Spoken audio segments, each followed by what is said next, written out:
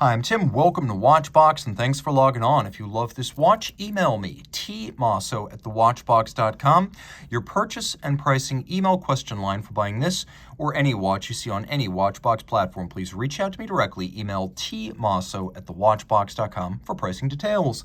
This is the Zenith Chronomaster Original Inverse Panda or Reverse Panda, a variant based on the historic A386 that was launched in 2021. The A386 goes all the way back to 1969, but this watch is best viewed as a medley of old and new. From the dramatic striking 10th complication to the photina on the dial, the Inverse Panda color contrast, and the fit, finish, and materials used, it takes the best of Zenith's long history with the El Primero automatic high-beat chronograph and fuses it with the standards that modern watch collectors have for their daily driver timepieces. So, Chronomaster Original, based on a laser-scanned watch in the Zenith Heritage Gallery or Museum, stainless steel, 38 millimeters in diameter, 12.9 millimeters thick, and as you can see, it is 46 millimeters from lug to lug, but if we include the end links of the bracelet, the total distance across the wrist is 50.9 millimeters with a 19 millimeter spacing between the lugs. The watch fits beautifully on my 16 centimeter circumference wrist, though take note, it is broader than I expected. So I would recommend this watch, though petite in size, at least case diameter. I'd recommend for a wrist of 15 centimeters circumference or larger on the bracelet. I think you could wear it on a wrist as small as 13.5 centimeters circumference on a strap. It is low enough and stepped enough that it will fit underneath a dress cuff, so if you want to wear this as a formal attire companion, you are good to go. Of course, 19 millimeters is a very vintagey lug spacing.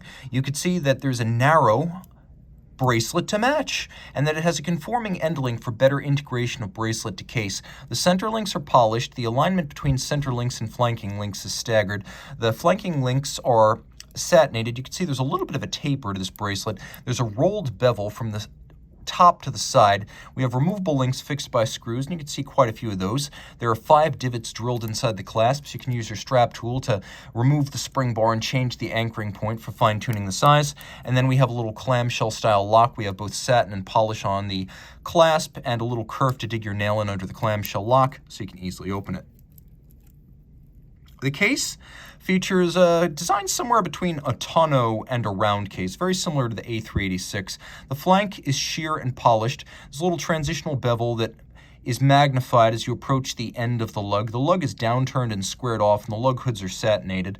The bezel is barely there. You can see it's flat, it's high polished, and it gives way to a dramatically cambered and domed sapphire that is designed to evoke a 1969 plexiglass, and it really does that quite well, right down to the distortion. We have pump-style, vintage-inspired pushers and a Zenith star on the crown. The dial is called an Inverse Panda. Black on silver is a Panda. Silver on black is an Inverse Panda, but there's a lot going on. We have the striking 10th complication, first introduced in 2010.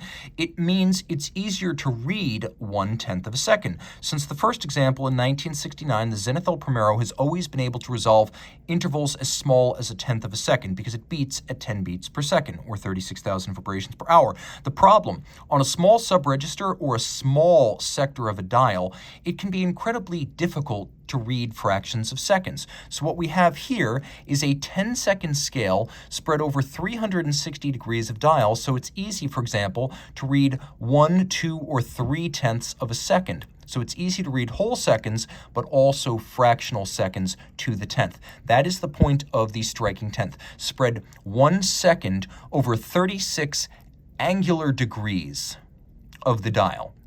Now, we also have rhodium-plated applique indices, and note, the indices don't necessarily match the hands. The hands are tritone. We have photina, we have black lacquer, and then we have white varnish on the hands. We have photina on the indices, and you can see they're faceted and rhodium-plated to give them a nice sparkle. Quick look at this watch in the dark confirms that though it uses photina lume, it is quite luminescent. And you'll appreciate that Zenith, in good taste, uses a date that sits between indices rather than replacing one, and then you have a quick set system for the date. Now, a feature historically not included on El Primeros is hacking seconds, so that's present and correct. Of course, something has to give with the tri-register display, including a 10-second display. You'll also have a 60-minute subdial, and then you have adjacent to that a 60-second subdial. So here's your 60-minute register, here's your 60-second dial, and then you have the 10-second register with tenths of seconds clearly demarcated. I actually find the 60-minute register more useful than the 30 minutes you find on a typical chronograph. On the reverse side, you can see 50 meters water resistant, which assuredly is more than the original from 1969. And we have El Primero caliber 3600, which debuted in 2019 on the 50th anniversary El Primero collection. So this is effectively the El Primero 2. What changes? Well, the big changes are the addition of 4 more joules for 35, 10 more hours of power reserve for 60, and hacking seconds. It still beats away at 36,000 vibrations per hour, and I'll do my best to show this.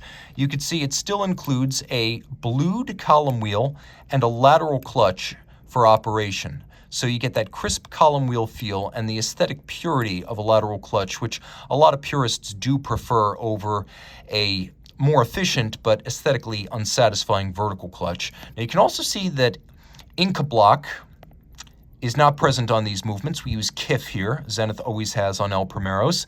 And then adjacent, something that's relatively new, which is Edachron. So we're not using the swatch group shock protection, but we are using Edachron. And that's because it's outstanding for subtle adjustments of timing and beat error. Taking a quick look on the dial side of the watch, you can see it is an animated timepiece, a very energetic look. And what you can see, and could not see through the case back, is that the watch uses a silicon diamond-coated, unlubricated escapement, both anchor and wheel, to improve performance in between services. So there is a lot to love about this El Primero caliber 3600. Reach out to Team Mosso at thewatchbox.com for purchase and pricing details.